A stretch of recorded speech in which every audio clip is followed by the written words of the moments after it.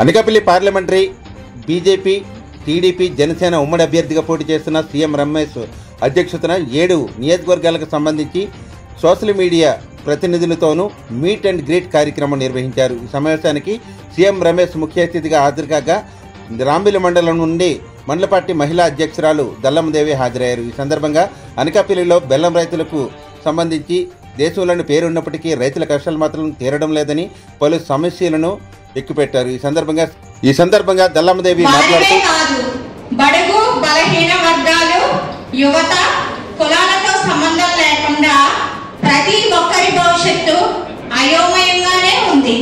అభివృద్ధి లేక, పరిశ్రమ రాక, పుట్టిన ఊరు, తల్లిదండ్రుల్ని విడిచి సుదూర ప్రాంతాలకు వలసపోతున్న వారు ఎందరో. ఇలాంటి తరుణంలో అనకాపల్లి అభివృద్ధి చెందిన నగరాల సరసన చేర్చాలంటే సాధారణ నాయకుల తరం కాదు.